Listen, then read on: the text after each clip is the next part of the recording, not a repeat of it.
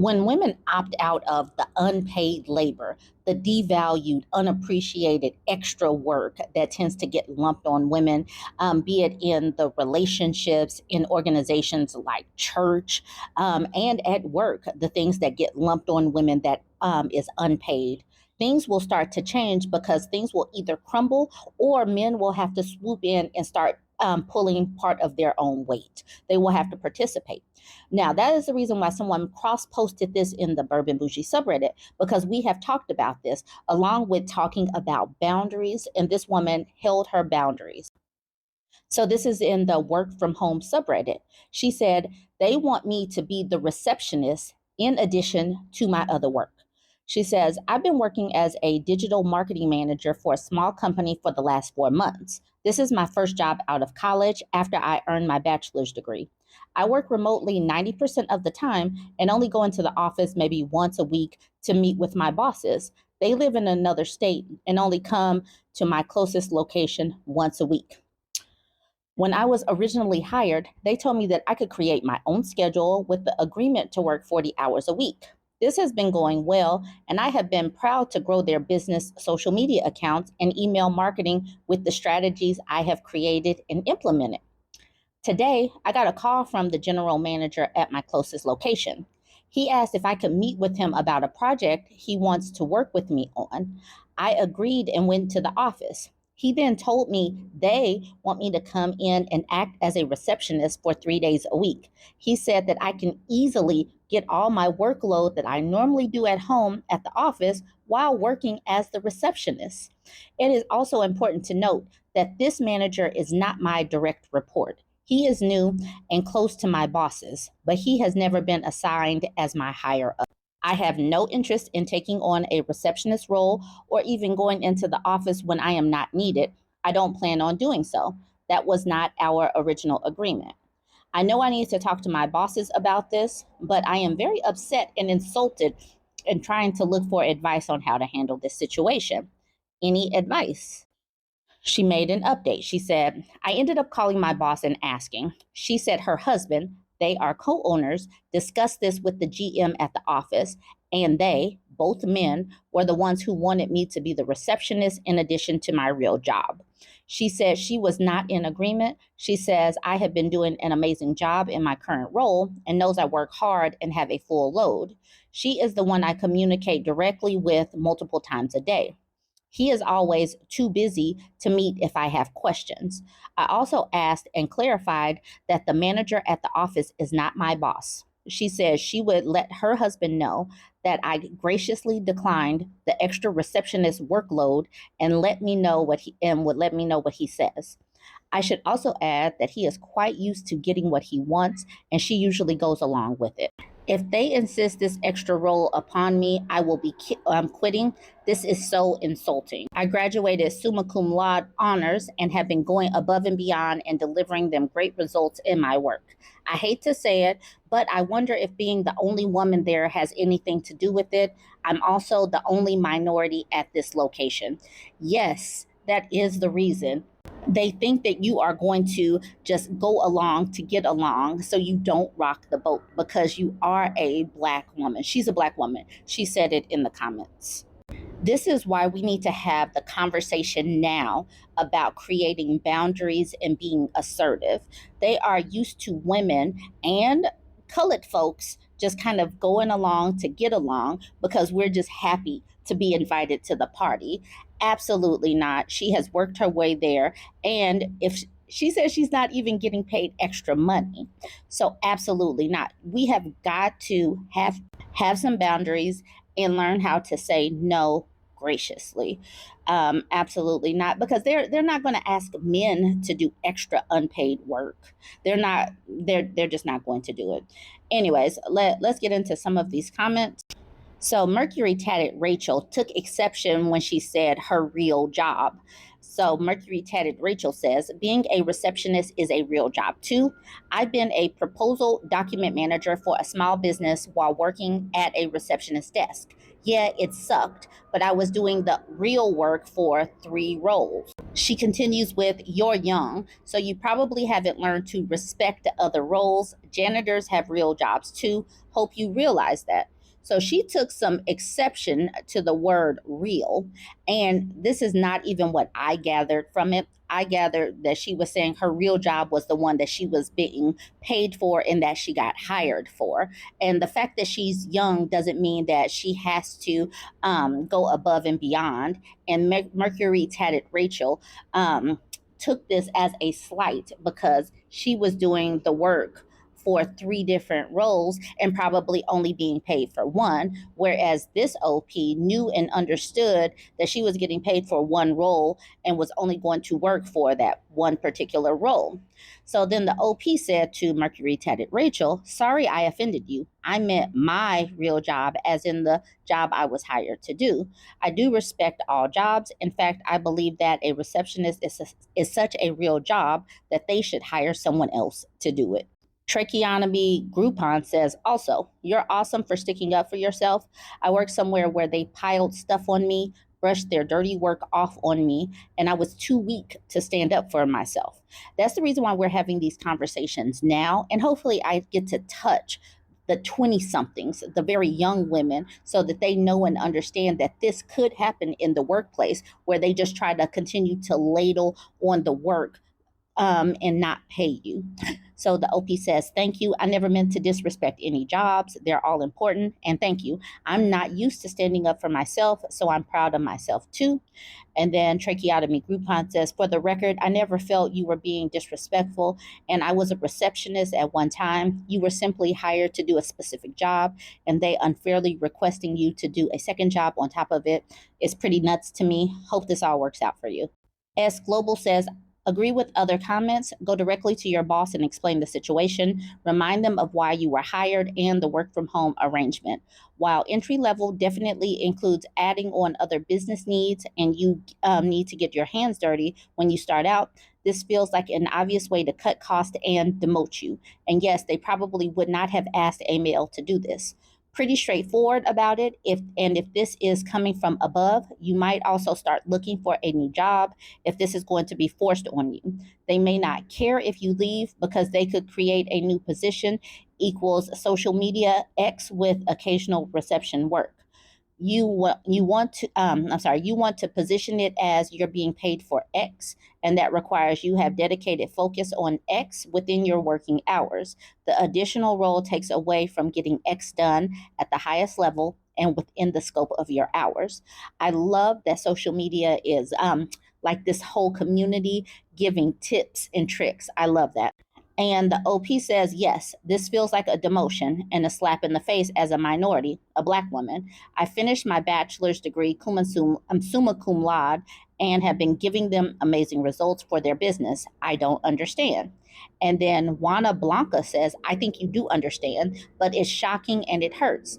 They're doing this because you're a woman and they don't take your role seriously enough. I saw your update, and even though your supervisor will tell them you declined, it's a wake up call to start looking because even if they accept that you declined, and I'd be willing to bet they'll double down and stop framing it as a proposed project. They've given themselves away. Keep us updated. Absolutely. Always keep brushing up on your resume. They talk a whole lot of talk about how people jump from job to job. But this is one of the reasons why. And this is one of the reasons why they do not like single and child free women, because single and child free women can just bounce a lot easier because they don't have to take their children or their other responsibilities into consideration. They can just leave when the conditions have changed. Anyways, join the conversation. Let me know what you think about this. Don't forget to like, comment, and share. I am so glad that I do have 20 somethings that follow my pages. I do want the young women to know and understand what these men are doing when they are targeting you. And this is one of the reasons why I am a big proponent of going to college and getting some work experience. If people want to be fall into the traditional role of being a stay-at-home mom and a housewife and all that, that is perfectly fine, whatever. But please have some work experience and college education underneath your belt so that if you need to escape, you can. This new mom posted in the Am I the A-hole thread saying, "Am I the a-hole for losing it on my husband for not taking care of our newborn the whole time I was at work?" Obviously, just from that title alone, we know that she is not the a-hole. She says, "Using a throwaway, don't need anyone in my real life finding out this show is my life. I'm 23. My husband is 28. We've been married for 4 years, together for 5. We met when I was 17, but didn't officially start dating until I was 18. My husband has done a lot for me, paid for entire semesters of college when my parents refused to complete FAFSA, encouraged me to take out loans when he or we couldn't afford to pay my tuition entirely, moved me away from abusive and toxic family members, but I'm really struggling with this." And this is another reason why when I talk about certain things, knowing and understanding what their childhood was like will help explain why sometimes they go from the frying pan into the fryer. She was going from a toxic, abusive relationship with her parents in her childhood. She was trying to get away, and this man seemed safer. So when people say things like, "You should have chose better," maybe she was choosing better. Maybe she did have an abusive and toxic childhood, and that's the reason why she was trying to escape. So, just a little tangent in how you can learn a little bit about someone's childhood before, like wondering how they didn't see the red flag. She said, "I had a baby 9 weeks ago. It was a rough birth. I was laid off from a really awesome job working in an office as a customer service rep due to budget cuts while pregnant. My husband swore he'd take care of us. We'd be able to survive off one income, etc. All that BS. I went through what little savings I had with the quickness because even though he talked a big game about taking care of us all, he still insisted I pay my share of the bills. I'm still in unemployment appeal hell. I was applying to jobs left and right up until I was 38 weeks pregnant and realized no one was going to hire me so close to giving birth. I have a bachelor's degree and literally ended up getting a waitressing job at a effing Cracker Barrel just so I can have income coming in. My husband works a federal government job and has 12 weeks of paid paternal leave. He promised he'd watch over our girl while I worked to save money on daycare. I've been at this waitressing job for a little over a week. It's tough, going from an office setting to being on my feet all day. I'm in a lot of pain, but having some job is better than no job, so I just deal. The quality of care that my husband has been giving our daughter is getting worse and worse. I come home to her not being changed, not being fed, or her blowouts are so bad she has poop up her back. I've tried talking nicely. I've tried being reasonable. I even suspected he had male postpartum depression or some and he told me he just couldn't connect with her and all she does is cry and is grating on his nerves. Today was the worst one yet. I came home to my daughter still in her crib, still in the pajamas she was in the night before. After I laid out clothes for her, she was red in the face from crying so much. I started to warm up a bottle and asked my husband, when did he last feed her? His answer was, I don't know. I haven't given her a bottle today. She cries every time I try to hold her. I just lost my on him. All hell flew through me and I couldn't contain my anger. I called him a piece of neglectful father and asked why the F did he knock me up, refuse, or make me feel bad for using condoms if he wasn't going to take care of the child he helped create. I'm working 8 hours waitressing shifts, making $3 effing dollars an hour plus tips, still bleeding, feet constantly hurt, trying to dry up this breast milk, all while putting on a fake smile and trying my damnedest to make money in tips to have enough to bring home and pay my share of the bills every 2 weeks. I ended up locking baby and myself in the bedroom and told him to just F off and leave us alone. Managed to calm my daughter down with a bottle and a bath, and now she's napping, but I'm still so effing angry. My husband told his mom and I guess tattled on me. My mother-in-law decided to message me and give me a hard time because he doesn't know what he's doing. This is his first time being a parent. And yeah, I pushed a 7-pound watermelon out of my vag, and I'm still not neglecting my baby. I'm so angry and tired of this. Our daughter deserves better. Hell, I deserve better. I sent him a text that he needs to either shape up or ship the F out. And his response was, "Where are you going to go?" And now I'm just beyond angry and frustrated with him and his level of care for the child he helped make. I'm even more angry that he ran to his mom, who can say something to me, but can't come over and help her son if he's feeling overwhelmed. My head is spinning, and I just need someone to set me straight. I keep wavering back and forth on if I'm the a-hole or not over this. I just want my daughter to have a competent father and not a neglectful one. If I could up and leave him to make him face reality, I would, just to show him I'm not effing around. Whew. FYI, I'm working outside and my coworker is a bird, and my coworker must be, on a business call. That's what you hear in the background. She says, edit, for you guys saying leave now, I have $6 to my name. If I could leave, I would. I'm going to social services on Monday. The DV hotline was able to connect me to one shelter, and they're trying to find placement for us for the weekend. Stop messaging me that I should have aborted my baby or given her up for adoption. If I had known my husband would be so effing awful at taking care of her, I would never have had her at all. Can't exactly turn back that clock. Some of you guys need a lesson in empathy. I do not want this to continue. Edit 2. Shelter won't have space for us until Monday. Literally asking old coworkers and the 3 friends I have left if they can loan me money to get a hotel room for the weekend. I have to do a list for Monday with social services and calling lawyers and seeing whatever the hell else can be done next week. This sucks. I feel horrible for my daughter and keep going from crying to being angry and full of rage again. My daughter deserves better, and I'm going to do everything in my power to make sure this never happens again to us, to either of us. Thank God I have an IUD and he can't knock me up again. I feel both hopeless and just wanting to escape again. Here's hoping I have some success and I can update y'all on Monday over everything. Edit 3. To clarify, I am not having X with my husband. I got the IUD to have more permanent birth control since he was pressuring me to have X before I was ready, even before the 6-week mark. I did not want to end up with another kid or Irish twins because of his refusal to wear condoms. I'm going to call lawyers on Monday to talk about divorce. I don't want to be with him any longer. I want better for myself and my daughter. People are asking if I have a GoFundMe. I don't, but I have Cash App and Zelle. I didn't expect this post to blow up with over 500 messages in my inbox, but you guys, I'm trying. I'm doing the best I can to get away from him and keep him out of our lives for good. This is such a terrible situation. And like I said, this is the reason why you got to know and understand where somebody came from to understand how they got to the point that they got to.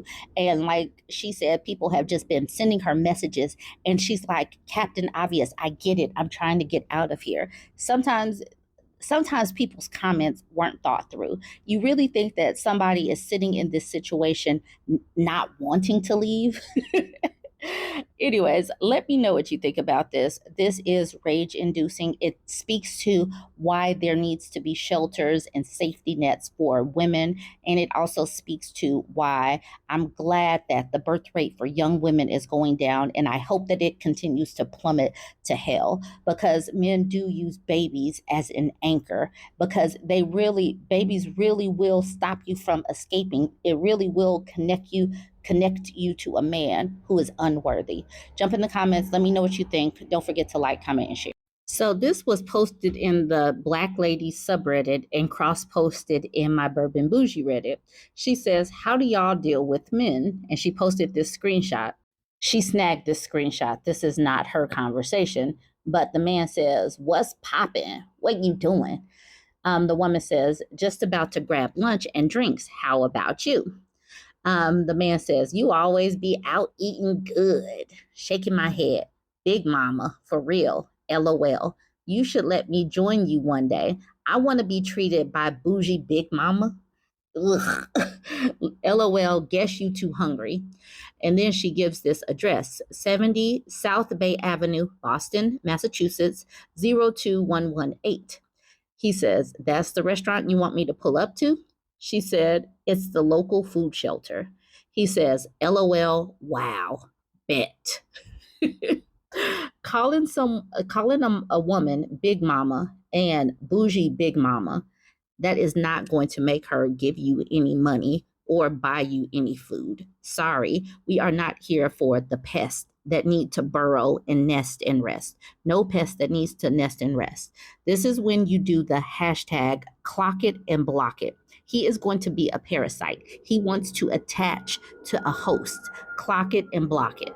Now, this particular woman pulled this screenshot off of TikTok, but no one understands this is how pests and parasites latch onto a host. They find some woman that is willing to say, you know what, I believe that, we should take care of each other, that he's just down. Yeah, I'm making good money. I can do this. Absolutely not. This is not what you in my network will be doing. You're going to clock it and block it. But this woman asked, how do y'all deal with men? She said, I seen this on TikTok, and Jesus Christ, I salute all my cousins who really do put up with men on a daily basis. If this is what y'all dealing with, I would lose my mind. The thing is, she's saying, y'all better than me. And what she means is, I wouldn't be doing this. For some of the comments, Annual Reindeer says the link to the food shelter was perfection, and she uses this picture saying cries in High Valerian.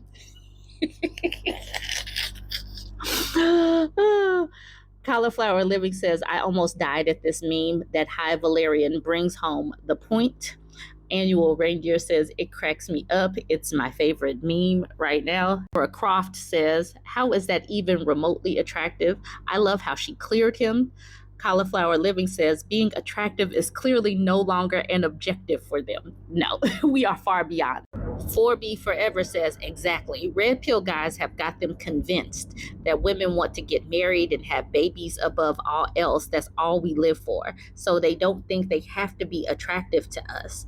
Then when they realize that's not actually true, they have some existential crisis, and we're supposed to care about their loneliness or something. 4B Forever made another comment.